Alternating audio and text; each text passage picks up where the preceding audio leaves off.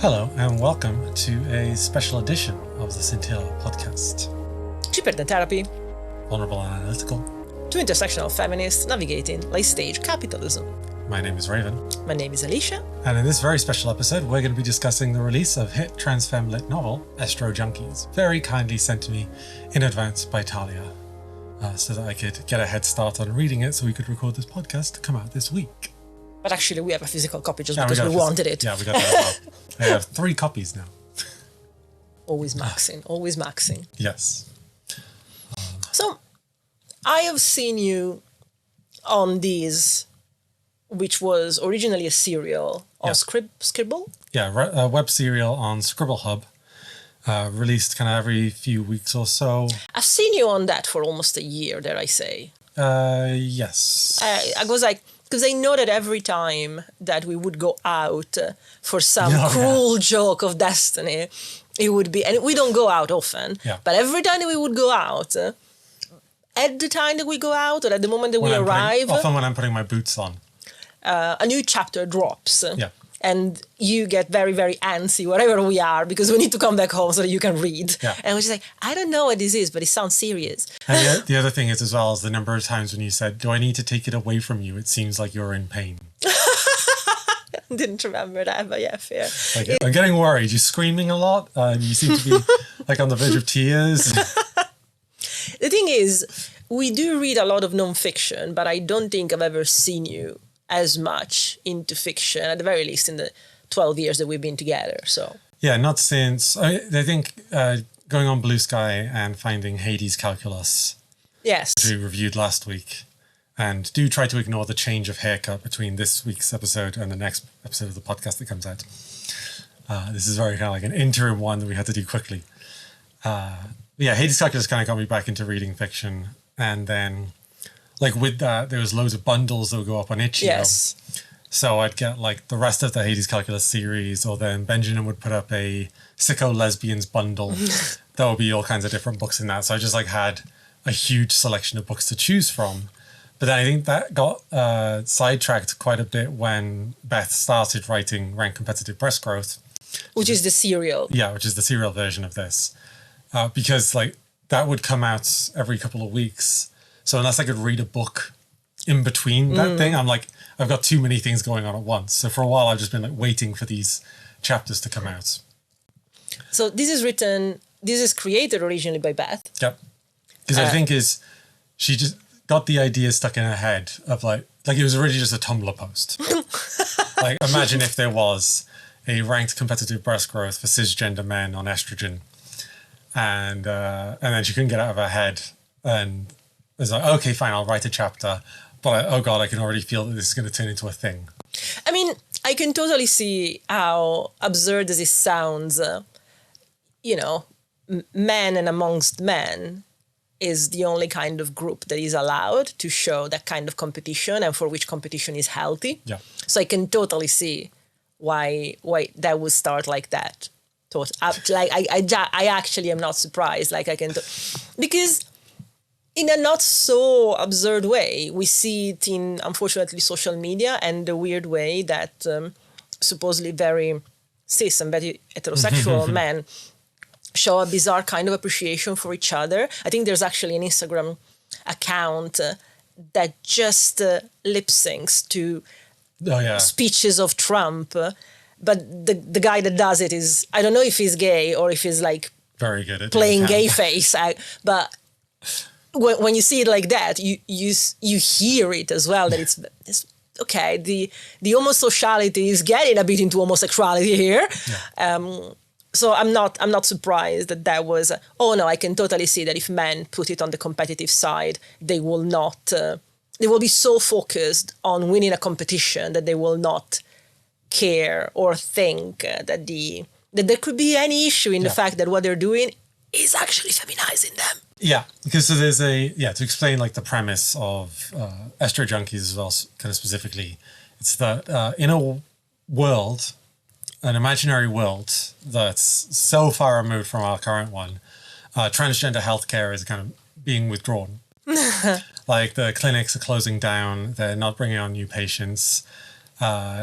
everyone's like posting online, desperately trying to find the one that is still accepting them or anything. And through that environment, we get this online competition for like cisgender men only. Trans women are not allowed to compete whatsoever. And it's to see who can take estrogen to grow the largest breasts over a period of 3 years. So that's the time frame to see if you can get it into that. And to kind of do this, they send you a care package that contains 3 years worth of every single type of estrogen. So you got like 3 years worth of pills, 3 years worth of gel, 3 years worth of patches, and 3 years worth of vials for injecting. So you get a huge trove of hormones that comes with it.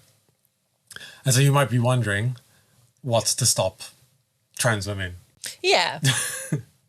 Yeah, like the first thought is it explained why trans women are banned other than literally, oh, it would be too easy for them to actually do something that they want to do? So this is like, the reason why trans women are banned, according to the rules, is because trans women have a biological advantage in growing breasts because we don't have to deal with the dysphoria that the men will get. So the point is suffering. Yeah. Like the idea is men have to suffer. If you don't suffer, whatever you get is not worth it. Okay. That's a very, very clever take. Yeah, like in the serial, there's this fantastic moment where you get a point of view of the character Laura, and she's talking about how she mastered the dysphoria before she even had a chance to feel it. Like that's how good at gaming the system is. Mm-hmm. Like fully believes that she is a cisgender man. Are all the characters that the serial and the book follow, because I know that it's written in multiple point of views. Yes. So are all the characters, the moment that they join in, thinking that they're doing it actually as cis men? No, not all of them. Okay. So, like the first ones you're introduced to are Nicole and Catherine. And Nicole and Catherine are childhood best friends. Like since primary school, they've been together. Both of them are incredibly autistic. But Catherine is a bit more cringe and has difficulty managing social cues and is expressive about it than Nicole. So it's kind of like Catherine is this pet that Nicole keeps around. Okay. And won't admit that she likes all the same things that Catherine does, but because she's worried about being ostracized by other people, she kind of keeps it to herself. Both of them are trans women who are in denial, denying it to each other. Oh, so they know themselves, but they will not admit it to their friend. Yeah. So like because the preview chapters have been out, and this is the same for the serial for a while. There's not too much of a spoiler. But it opens with Nicole, especially in the prologue of this, it opens with Nicole kind of like trying to get access to HRT and like reaching out to clinics. And then Catherine comes to her and has this like huge announcement that she wants to make. Because Catherine's been in the competition for a year already, hiding it, and just gives this huge speech of like, okay, before I begin, I just want you to know I'm not gay. I'm totally straight. I'm totally a guy. This isn't a gay thing. This isn't a trans thing. I'm on estrogen. Oh, so Catherine kept it hidden for a year. Yeah. Okay. So, fine. It's fine. It's fine. Well, Nicole would have to pay some attention to Catherine to notice. But they're friends. Yeah. But that doesn't mean okay. Okay, that's fine. And so like the point is that there's the whole thing of like, how do I come out to my parents without coming out to them? Like, how can I drop subtle hints? Yeah. So that they'll work it out, or maybe they'll realize, or how can I talk about trans issues without my parents thinking that I'm trans, kind of thing. And it's kind of like approaches that same subject of how do I come out to my best friend without coming out? I know, I'll tell him I'm a cis man who's joined a competition.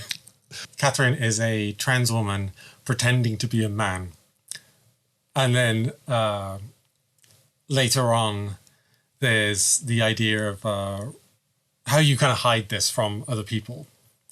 And so the best way some of the contestants come to hide it is to come out as a trans woman in real life, but like pretending.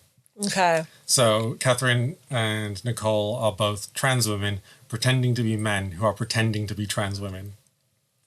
I will not, you know what? I will not ask further questions about the mechanics of this, because we could get into this for a while. Like, it's fine. So the book has just been out. The serial has been publishing, not quite every week, but very often. Every few couple of weeks. Yeah. For almost or over a year. Yeah, I think it started in April last year. Okay.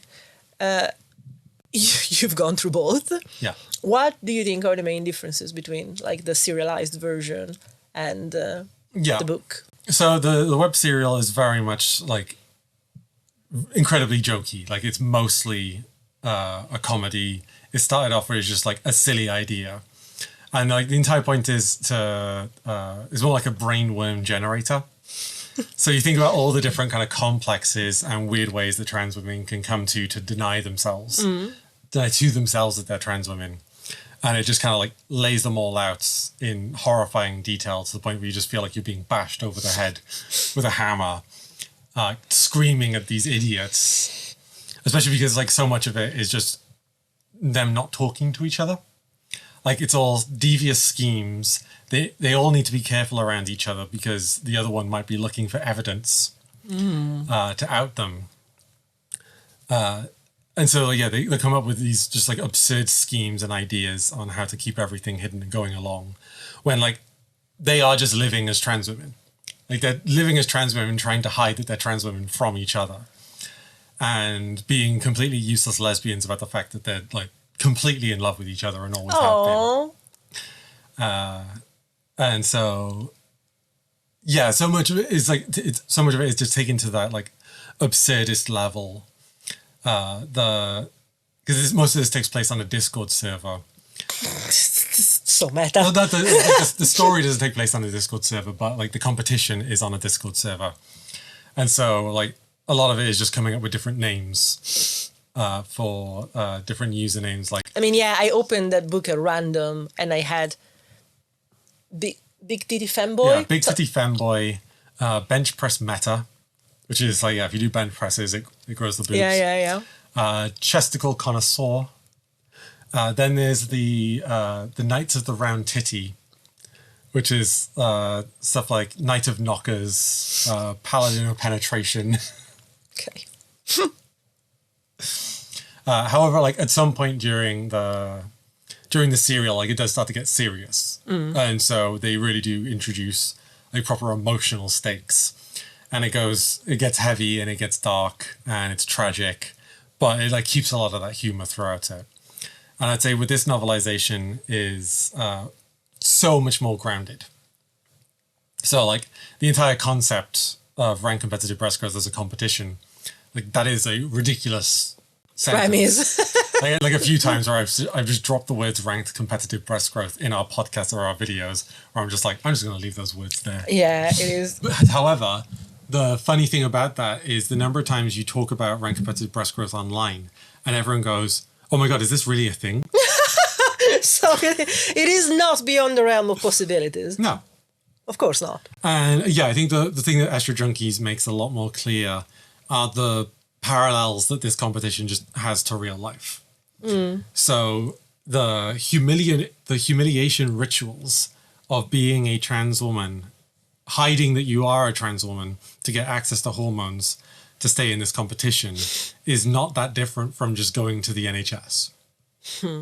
So the entire point of, remember when we talked about ages ago, we were watching the documentary for A Change of Sex. Yes. From the 70s. Which is on BBC, we'll put a link. Yeah. It's terrible. It's awful. It's literally seeing and observing the kind of weird dom kink. Psychological games, domination kink, the obedience that they expect of their patients. Yeah, that the doctors, well, not doctors, a specific doctor that one. Yeah, Randall? Yeah, Randall had, which was the head of Harley Street, wasn't he? No, of Tavistock. Charing Cross. Charing Cross. He just gets off having power to decide over this trans woman specifically, whether he gets to decide whether she's a woman or not. Yep. And every time that she just wants, not even validation, but access, It's just like, I'm not so convinced, come back in 6 months. Yeah, and at one point she goes away and gets a breast implant, which is of course banned in the competition. She goes and gets breast implants from a private surgeon. Yeah. And he gets so pissed off at her, he considers throwing her off because that's not a decision for her to make with any other doctor. That's his decision that he gets to make. And notice then he sends her away. And notice that happens at the same time that if he forces her, but every trans person was forced at the time, to live as their desired gender for at least a year, I think. So if not 3. Kind of 2 years, yeah. Without any support. I think recently I saw a video by Charlie Craggs. She's amazing. Follow her on Instagram. I think she started off because she started a self-defense class for trans women because very vulnerable. And even she was like, the fact that they ask you this and, at the very moment that you come out and you look in the mirror, feminine as you might look, you still look like a man. And so demanding to go outside and having the risk put on you, because it immediately puts you at risk. And it can almost be worse as well. So like the dysphoria that you feel in guy clothes, like before you started anything, is terrible, absolutely horrendous. But then you put on like women's jeans or a dress and you see all the ways that it's tight in places that it shouldn't be and baggy in other places where it shouldn't be. And it just like kind of contrasts what you feel like your body should be against what you have. And you just can't deny it anymore of like, oh God, look, I'm just this hulking husk walking around. I couldn't possibly deserve to have something so nice on me. Of course, this is what I get. So it's a torture ritual. It's conversion therapy because the goal is 100% to make you hate it so much that you decide not to go ahead with it. Again, I don't want to... Maybe we'll eventually make a video or a podcast about it, but you're saying those things and I'm just like, it is so, so very close to the experience of being fat in a femme body. It's just, And so, on that point, with the parts of the competition is that you have to submit like dozens and dozens of spurious measurements, things like areola circumference, distance between nipples, the length from like your collarbone to there. So you give all these measurements and like height and weight, and then you also have to submit pictures of yourself topless to a private channel, and not sexy, just all tasteful and unsexy, like clinical even. But you have to do that with everything, just in case anyone calls bullshit on you. And I'm just thinking of the time when you were trying to get thyroid medication. I was just wondering if there's any parallels you might see to your experience in trying to access medication to help with metabolic issues as a woman. It's one of the most humiliating processes. It's even the best self-advocate for health. I think the most frustrating thing when that happens, doctors can't find what's wrong with you. And so you have to start suddenly learning the technical, academic, study language to try and understand what's wrong with you. You need to actually learn to read, blood tests and stuff like that to understand what's wrong with yourself because they will not address it. And it becomes almost, in my case, it was genuinely a full-time job. Yeah. It became a full-time job because the way that I appeared at the time, being a content creator that was about health and fitness, it was literally, I was losing my job because I wasn't looking the way that people expected a woman, let alone a woman in health and fitness to look. Yeah. And the jumping through hoops and the actually having indeed to figure out, okay, I know what's wrong with me now. I know what I need. I know that it's not, I don't know why they keep it under lock and key, even under the NHS. And so what do I need to tell you exactly? What do my blood works need to be exactly so that you stop gatekeeping and I can get what I need? Yeah. Yeah. And the process to go through that and the weighing and disrobing and it is the most humiliating process that I can think of having gone through. Yeah. And you might be wondering, so why don't the trans women just get their big box of hormones because it's a 3-year supply and then leave.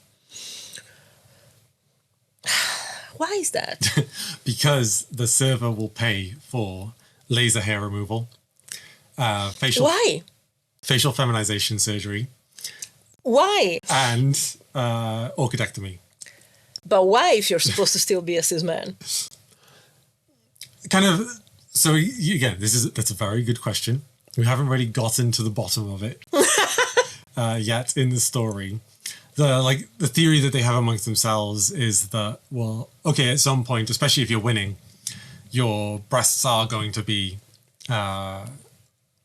becoming a problem for you to kind of like maintain plausible deniability with your colleagues and stuff. So at some point, it's kind of like, it's like part of the encouragement to do then the femme strats, which is to come out as a woman and dress like a woman and live your life as a woman, but still deny that you are a woman.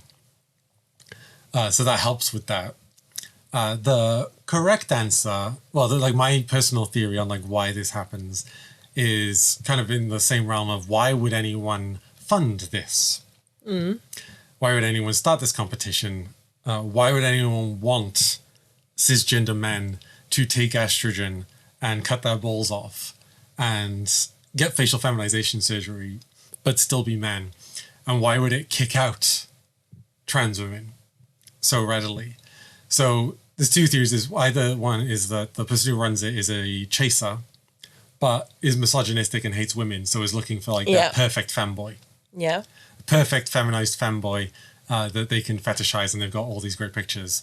My other theory is that someone is collecting a dossier of examples of all these men pretending to be women in real life, but actually they're men, to kind of expose like the underground online club where cisgender men give tips on how to pretend to be women so they can access women's spaces type thing, so that they can kind of use it as a huge gotcha. I think that is it ever present in the serial or the book, the sort of real life data and definitions, so to speak, of men, which is they are so fucking scared of being in any way seen as feminized that they don't drink soy milk. Well, like, this is something real. Like, this is something that was a huge thing, not even so many years ago. Like the attack of the manosphere at the time against soy boys, because the fear was that soy milk having phytoestrogens, which are not even actual estrogens for people, human people, but the fact that there was the word in it was so scary to men that's why when TERFs go in hypotheticals of what if men are afraid to drink soy milk to pass for feminine, and you think they would pretend to be women to access your bathroom? Karen, sit down. Yeah. And so, but I will kind of like contrast that against what the looks maxes are doing. So you have people who are like hitting themselves in the face with a hammer to kind of create a more defined cheekbone and brow bone. Like they're, hitting the gym every day. They're injecting themselves with steroids. Yeah, which they're is growing a bigger chest. Yeah. Like some of the cleavage on these guys is insane. Enviable. And posting pictures about it online. They're getting into competition with each other. They're putting each other down. They're trying to like wheedle out any whiff of femininity so that they're all on complete guard around each other whatsoever. Like it's relatable in a lot of ways. But yeah, I think one of the things that they do is it's a social deduction game at its heart. So like you at Glitter Cymru meetings have played Mafia. Yes. Or was it Werewolf or was it Mafia? Mafia. And you are... I am problematically good. Yeah. I am problematically good. I don't like it. We played it once, and I was one of the killers, but nobody would ever have suspected me. Yeah. And therefore I won. And I felt so very bad. And I genuinely started to ask myself, why am I so good at this? Because you know me, like my very close friends know as well, one of the hardest things in life for me is lying. One, I don't see the point of it. And two, I genuinely thought, like, I cannot make my mind go in the steps of. Yeah. So, yeah, it's still a source of debate why my talent in games like Mafia is such. And yeah, so in the story, what you have are tribunals, which is if you can collect enough evidence on another server member, you can present it before a jury of like the moderators, and they'll go through it and try and decide whether or not you're a woman. So if you're like posting on social media, one of the things they use are people's fanfic accounts. Like AO3. Yeah, so if you find their AO3 accounts and they're posting like lesbian anime erotica, it's like, well, only a woman would write that kind of thing, so obviously you're a woman. Okay. And also like if they can, they'll try and get dirt on you from your exes. So if you've spoken to your ex about being a woman, they'll like get that and they'll use that against you. And the one thing that I was thinking about is like how not very different at all that is to when I was going to an all boys school. Where it's like, yeah, everyone around, like, even without me knowing anything about it, everyone just kind of like knew that I was different and is constantly sniffing out something that's wrong with me. And like the number of rumors that went around me, and like guys who accused me of doing certain things, like at some point I just couldn't shower after like a PE class, because if I went into the shower, they'd all come running in and try to see whether I got an erection or not while I'm doing it. Just complete like sexual assault, invasion of privacy type stuff. So I stank as a kid because I just like, well, I'm not fucking showering with you, of course. Yeah. And then like some of those same guys who would do that would message me on MSN, be like, so, but do you suck dick though? Because like I'd be open to that if you. I genuinely, especially with the writing of the essay that I'm doing, I'm genuinely starting to think that every accusation is a confession. Yeah. And of course, because Talia is from India, there 100% are racial elements to this. Mm-hmm. So, like, yeah, black and brown competitors get treated with more suspicion, or they're viewed as being more masculine. Some of the things like, oh no, obviously my such and such couldn't possibly be, Rashmi, her name is, like, oh, obviously my Rashmi couldn't possibly be a woman because she's just so hulky and her skin's so swarthy and just absolutely getting fetishized. Laura, who's kind of like the boss of the server, she's number one in the rankings, has the most knockouts of like people she's kicked out of the server. And also, so she started tribunals against. Yeah, she started tribunals against everyone. And sorry, this is. I was like, I don't want to go into it because maybe it's but I'm genuinely interested. If these are all cis men and competition happens in a Discord where they all need to appear as trans men to one another, why do they go by feminine names? Oh, it's part of the cover. The cover that they are supposed to have outside the Discord. Yeah. Of course. No, I just wanted, like, I needed a tiny bit of... That's fine. That's fine. Are you saying that a man couldn't have the name Laura, Alicia? Is that what you're trying to say? I am just... I'm you know what? I am wondering at which point, if there was, like, you know, there a sign name at birth? Or... But Laura is Asian. And so, like, the way that Kathy... because Kathy loves anime, just absolutely pedestalizes Laura as a goddess. She worships at her feet and like, oh my God, she's the greatest thing ever. The rhetorical mastery through which she destroys her subjects. I think it is like, what's that attorney game that was on the Atari back in the 80s? Ooh. The Ace Attorney, where it's just like, it's very similar in the kind of like the debate that they have. Okay. Catherine talks like Sephiroth. Well, no, Sephiroth doesn't even talk that much in Final Fantasy, but there's a meme about Sephiroth. Okay. Constantly talking very loquaciously. And it's the people who think that Laura is obviously definitely a woman because she's genetically predisposed to femininity because she's Asian. Right.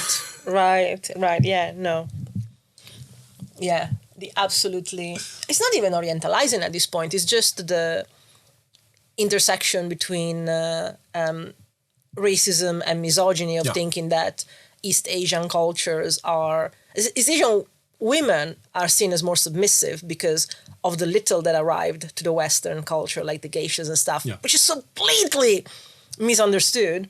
And therefore, that expands to the entire people of those countries, to the point that I remember when I was researching for the essay, and there's the issue with gay Asian men, gay East Asian men, that because even within gay culture and gay communities, there is rampant misogyny, East Asian gay men get the flack from it, even if they are absolutely not feminine and actually fight against their own, behavioral femininity. There's an idea that all like East Asian gay men are bottoms. Because exactly because there's this thing of, even within gay communities, masculinity is higher than femininity. Like they manage to import that from patriarchy. And so if you are an East Asian gay man, you absolutely are seen as feminized. It doesn't matter what you do. And I think it's something impressive. Like when people think about marginalized communities and thinking of how good the solidarity must be, and I'm just like, look at the cis gays, and then we'll talk. So there's one character which I relate to you very much, which her name is Rupali. And so Rupali and Rashmi are in an arranged marriage together. And so Rashmi doesn't realize, Rashmi's joined the competition.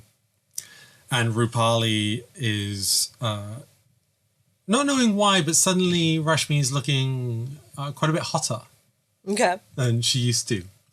She can't quite put a finger on it, but just, some of the face is like, obviously. So Rupali, for all they know, they have married a cis man. Cis man, yeah. Okay, I'm just trying to follow. I'm just trying to follow. And she's, and so like now that Rashmi is like, things are getting a bit softer in certain areas. So she was, waist to hip ratio. Yeah, obviously she was always attractive, but damn, now I could barely keep my hands on her. And all of her friends are like going like, can you see why she's driving me nuts? Because she's clearly a lesbian and she just will not work it out. And like she has again, she's someone who has an AO3 account that's just like filled entirely with WLW fan fiction stories. Rashmi. No, Rupali. Okay. And so there's kind of that bit of that between like every guy that you like ends up being a trans woman in one way or another. Not every, but in many ways. Apparently some of them is still plausible deniability. What can I say?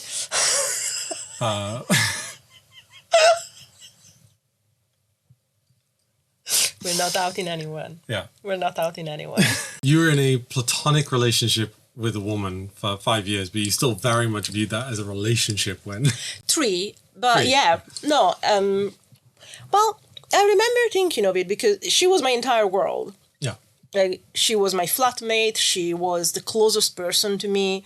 She wasn't a best friend. She was a sister to me. Mm-hmm. We lived together. We worked together. Our entire life were entwined. And I do have slightly the issue, admittedly, and that's my issue of I get around someone that gets something of me and the rest of the world is cut off. Yeah. Like it becomes a folie à deux. And when she disappeared, voluntarily, like she didn't disappear as in she was kidnapped, she willingly left when we had just signed a lease and didn't contact me for months. Leaving me there to pay rent for 2 people, like council, like it was crazy. Yeah. But while I was doing the documentations to go, oh shit, I need to actually ask for benefits. It was the first time that I went on benefits. And one of the options that they asked you for was like, have you recently separated from a partner? Is that what? And I was like, well, technically, yes. We lived together. We had our economies, like our finances entangled. And so, yes, I have separated from a partner. She was my partner. Because, I remember like early on in our relationship saying is like, my ex is a woman. I hope that like, that's okay. Like, does that bother you at all? Yeah. Like, no, absolutely not.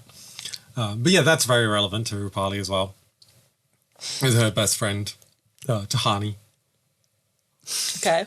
who's also a trans woman. She's an out trans woman. She actually joins the server and then leaves immediately and goes, goodbye, suckers. When you figure yourself out, let me know.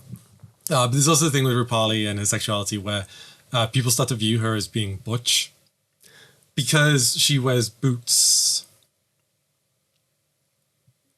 As opposed to heels? Yeah. And also, she has brown skin, so... Yeah, I know that. What was it your ex's friends were doing to you? Yeah, there was making fun of the fact. That's one of the cleverest way to make fun of a person and affect their self-esteem.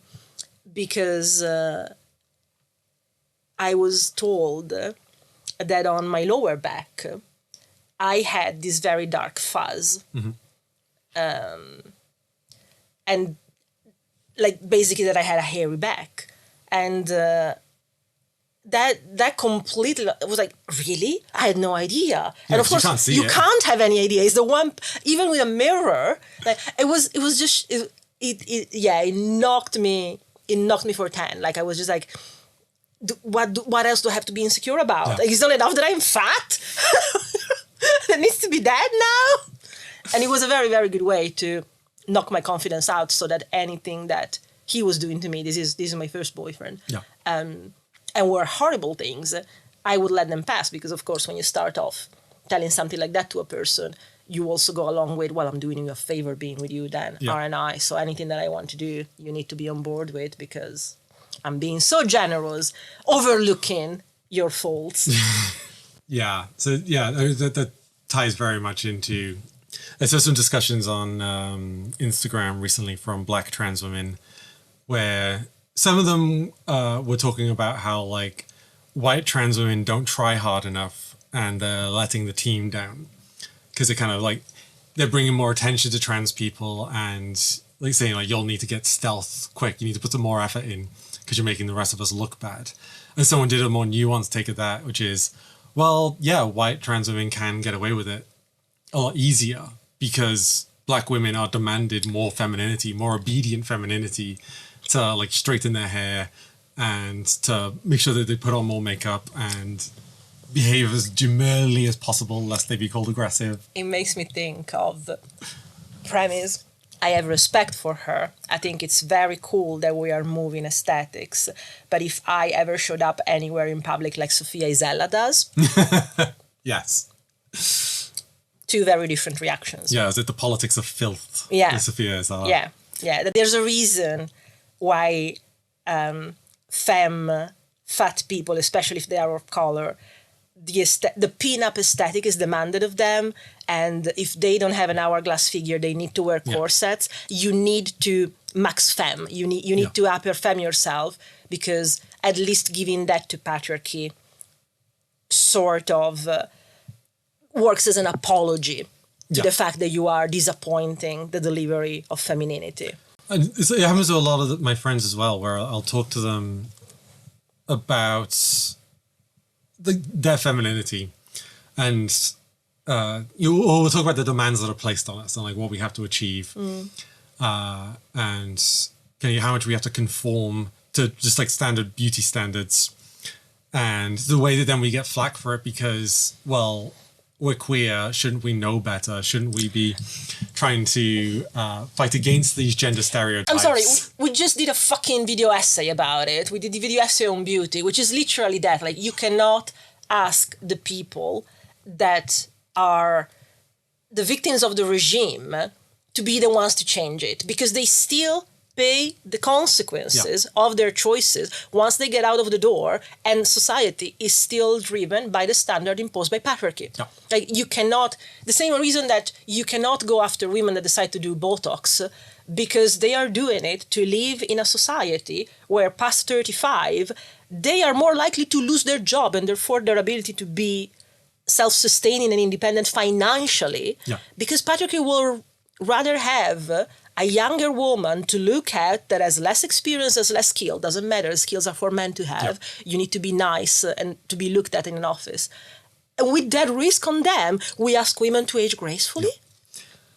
And so it can be a thing in queer spaces and queer organizations where, because you don't necessarily have man trademark, woman trademark, because we're all kind of in the other category, but that internalized misogyny comes out in masculine, good, Yes, absolutely. feminine, bad. Absolutely. I can attest to that. Yeah. I'll just say I can attest to that. Like, there's always been a thing. I remember hearing it a lot in the music industry, but in the music industry, I was too young to genuinely have the perception of anything, including myself and the framework. Yeah. And I remember being shocked when Jeanette Lee, who is the co-founder of Rough Trade Records along with Jeff Travis, used to tell the stories of when we went around in the 80s and like they were managing the Smiths. Every time that they got into a meeting, they assumed that Jeanette was, I don't know, Jeff PA or something. And she was just like, I'm just as him. And I remember hearing those stories and going, oh, it's so fucked up. But I genuinely never have perceived that necessarily happening to me because I was so used of thinking that my fault was being Arab and fat, that it never even got to me that part of my fault was actually also being femme. Yeah. And when I got into queer communities, I genuinely thought, oh, no, we have the entire world against us. So we do understand that it's so important to have the strength in numbers. We will not go after each other. Yeah. And the amount of times that now I've noticed that when I am part of the committees and communities that are male-dominated, cis male-dominated, even gay, queer. Or even ones that are trans male-dominated. Yeah. Yeah. And that happens, I suddenly am treated like the PA or the admin person. Yeah. I'm just like, we are all on the same... Why am I the one taking notes? Yeah. Why am I the one sending the calendar invitations? Why? So, yeah. The unfortunate thing is that a lot of marginalized communities still mutuate the hierarchy from patriarchy. Mm-hmm. They don't even see it because it's all they know. Yeah. And they don't even realize that the entire point of being marginalized should be to create a more circular peer kind of organizations. And it's psychotic to me that the number one queer utopia dream of so many people is a world so without gender that no one will ever need to transition.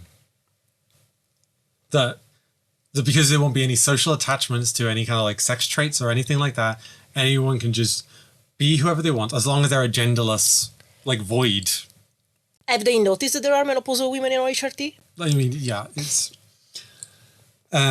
there'll be genderless voids and no one will identify as anything, and with that we'll get world peace, and no one will need to be trans, and no one will need to take HRT or have any surgery, and we can all just exist in our perfect genderless beige blob body. I'm sorry, do these people think, therefore, that because gender is a construct of society, the only reason why people are trans is societal pressure to be or look in whatever way they align? It's so fucked up. Like, I'm sorry. Like, okay. So here's maybe TMI, and maybe we need to delete these, but just genuinely, like, so I was assigned female at birth. I have a lot of endocrine and metabolical issues to the point that in my 30s, I had to beg, steal, and borrow to go on some form of HRT. Yeah. Which then we can argue about the fact that also then my identity through that, looking closer at things, I was like, I think then it's closer to being non-binary. But because my interest would never be towards testosterone, which technically is the opposite of my assigned, then I was like, oh, then I'm not valid enough. But all the work that I am doing to get closer to what is healthy for me,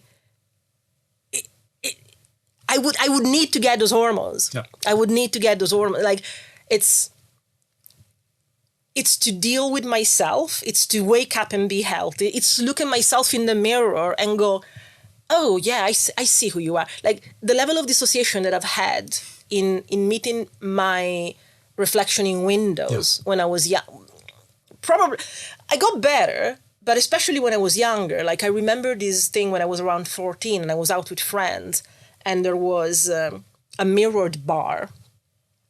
And I genuinely looked in the mirror thinking that the friend beside me and the way that they were standing, it was so graceful, that was me. And it lasted for 10 seconds. And then I realized that I was the person next to them. Yeah.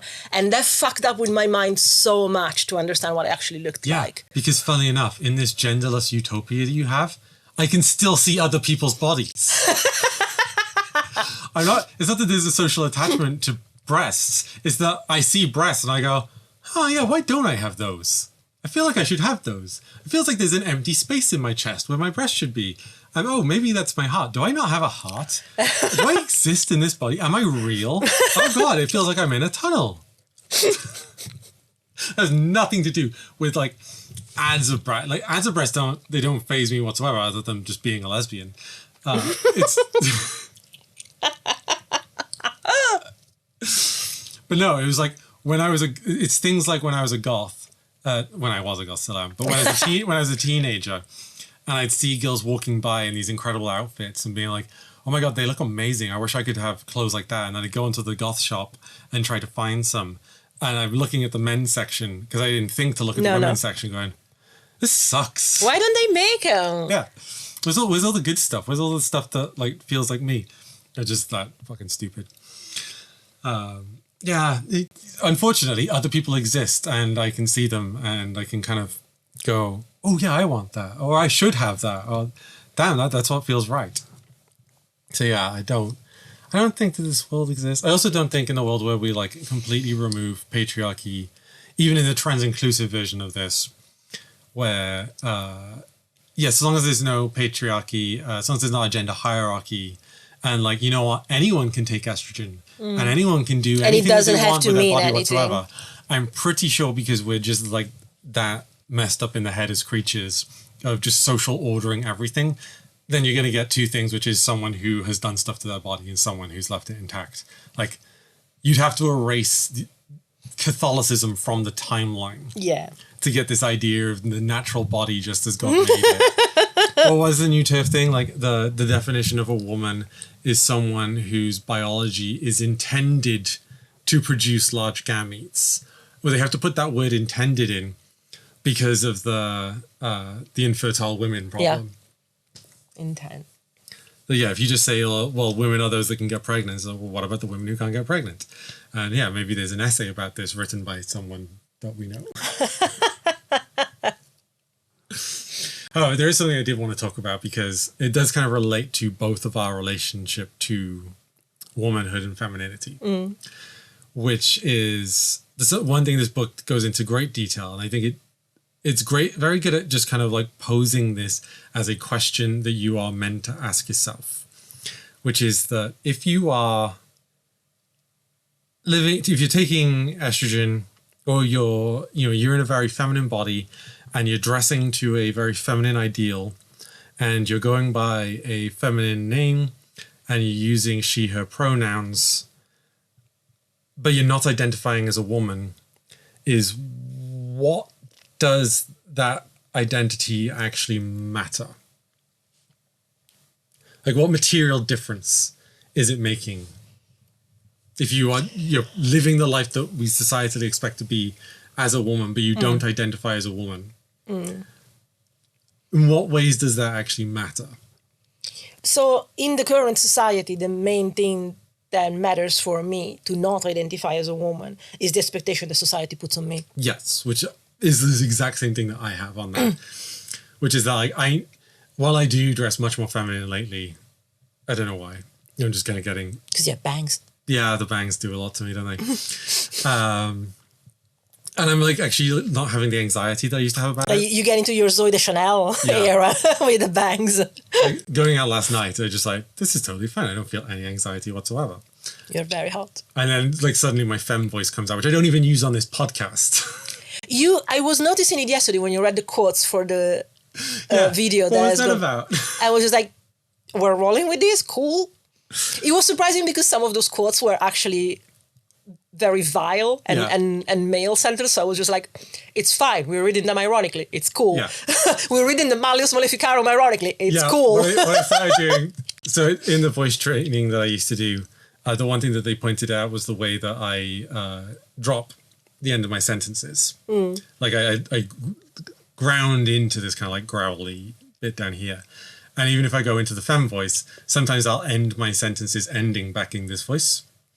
And so when I was noticing that I was doing that during the quotes, I made sure that I was going to inflect at the end, or at least just kind of like hold it at the same time at the end. Yeah, that genuinely, that gets to me. I was just like, it's all right. We're making fun of Kramer, which I think everybody should, the writer of the Malleus Maleficarum. It's fine. Yeah.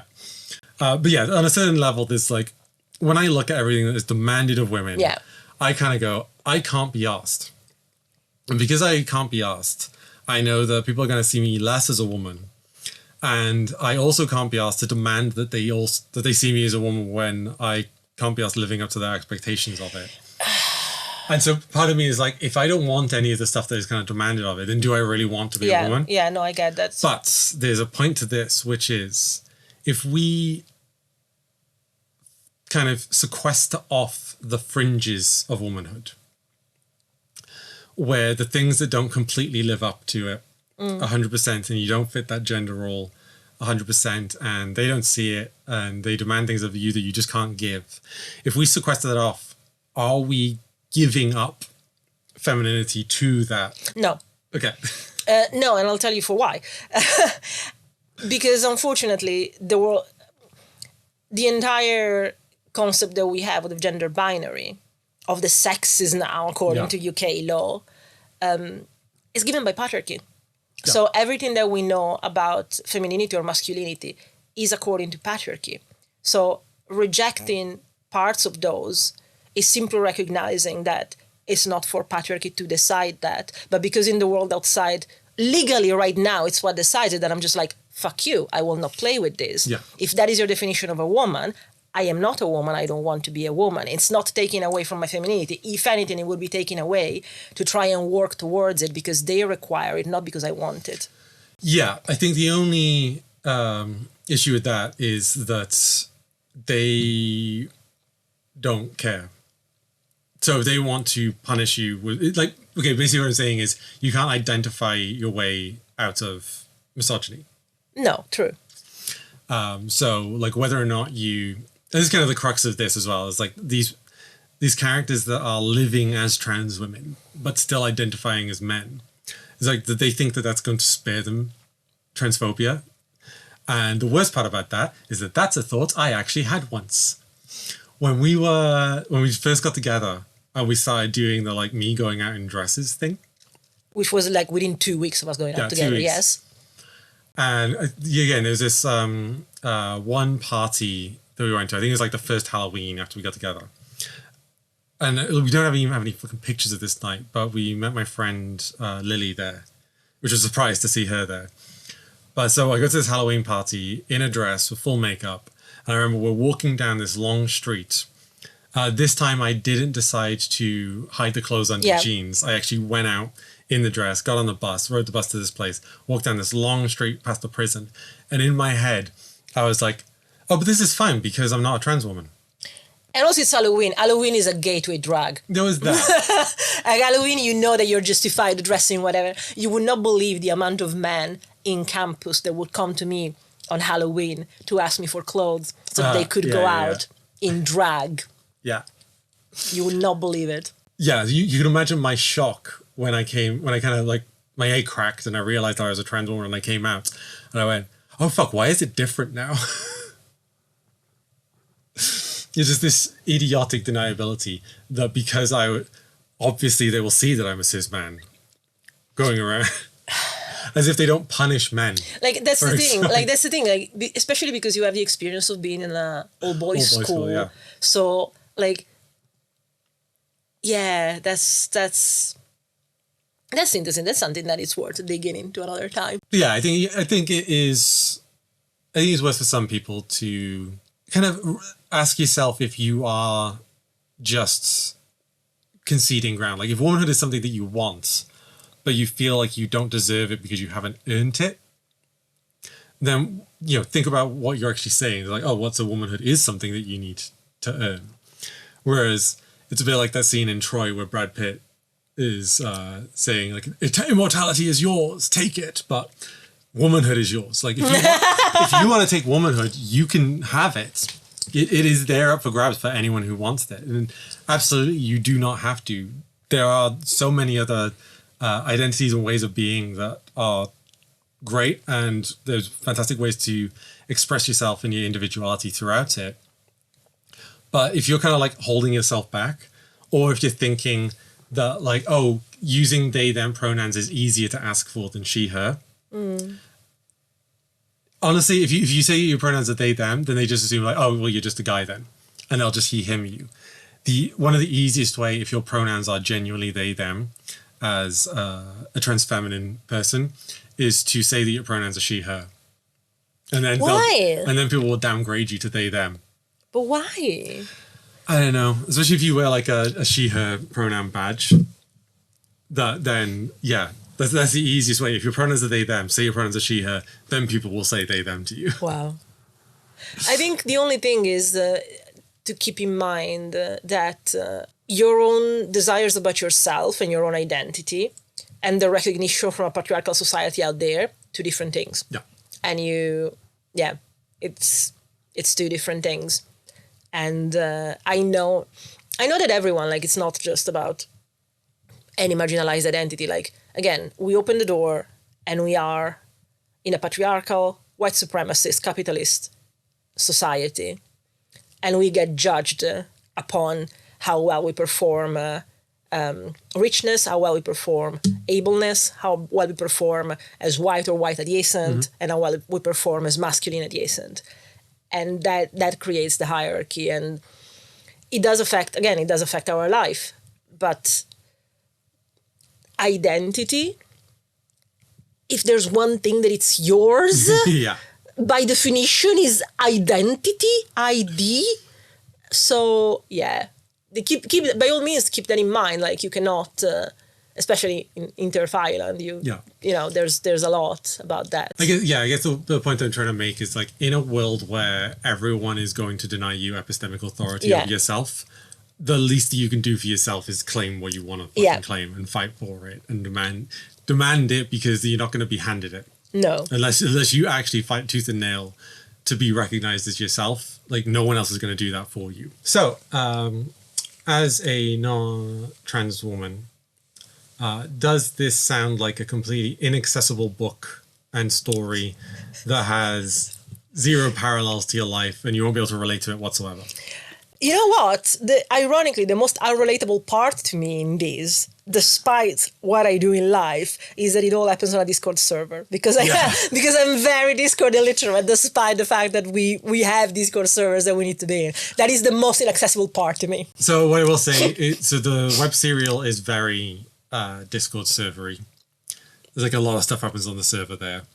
The book trims that down a lot. Like, the server only comes in when it's relevant.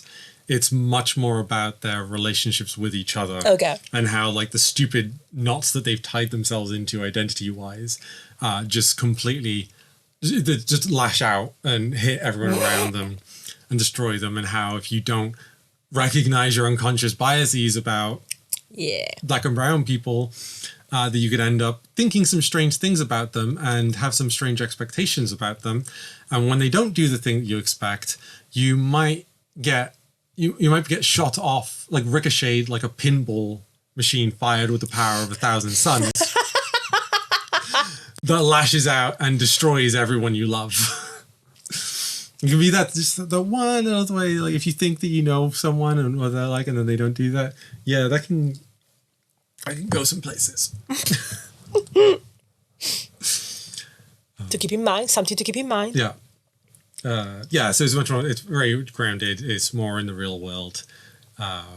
It's interactions between people, and there's a lot more points of view characters in the serial. This is just on 4.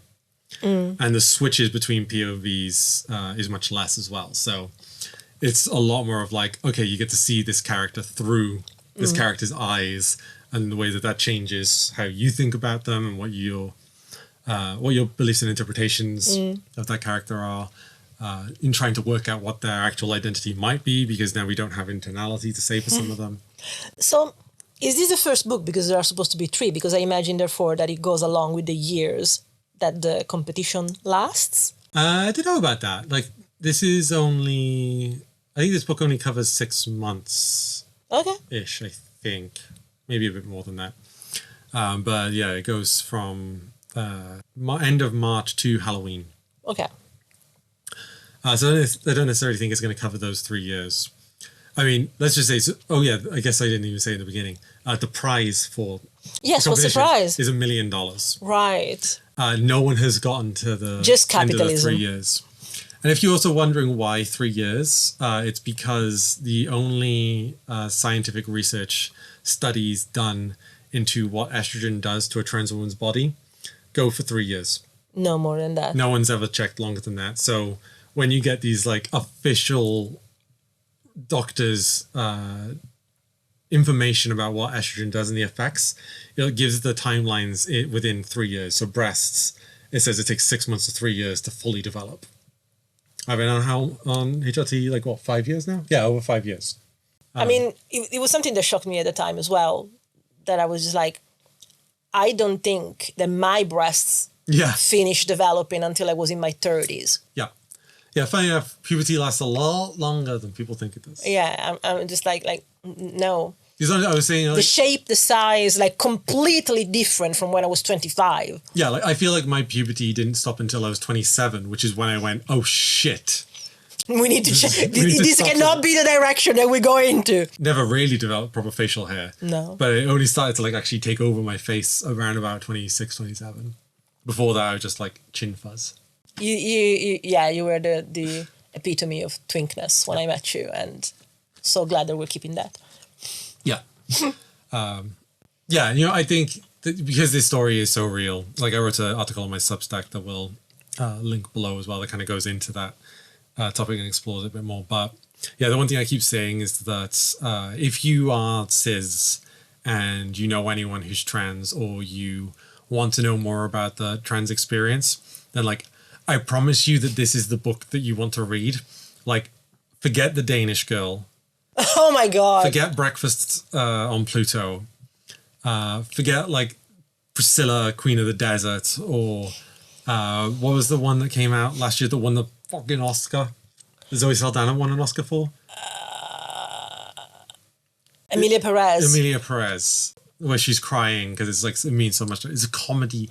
It's a comedy musical. Ignore all of that. This is what you should read, because even though like the concept sounds completely ridiculous, like we said, not that different. Yeah. The social deduction game, the constantly being on edge, the constantly feeling like you're going to be sought out or people are going to realize some horrible truth about you, and the messiness of like dissociating all of your life and then starting a medication that suddenly stops dissociating and you go, oh my God, emotions. Now we need to deal with this. Yeah. Yeah. Buy this book, read this book. It's very, very good. And yeah, I promise that it's not as silly as it sounds. Right. Well, thank you so much for taking me on this journey with you, quite literally. It's been a journey to read it, to be honest. Yeah, it's been a journey for the last year to go through the serial. It's been a journey to re-experience this story through like a completely different lens, because it is very different from the serial. And then, yeah, that's one of the things I was saying on the review I left on Amazon, is that like, yeah, that's what this book does, is it grabs you by the hand and then forcefully takes you on the character's journey as they go from like complete dissociated shut-in to the Queen Biatch, who's the most popular girl in the server. Because the moment that you become a non-man, you understand that you have to fight with all the other non-mans for anything that is a scrap from patriarchy. Absolutely, makes sense. Yeah, especially if they give you mathematical, undeniable proof. Wow. Thank you so much for listening. And until the next episode, we really hope that we can hash the patriarchy together. Because there's need for it.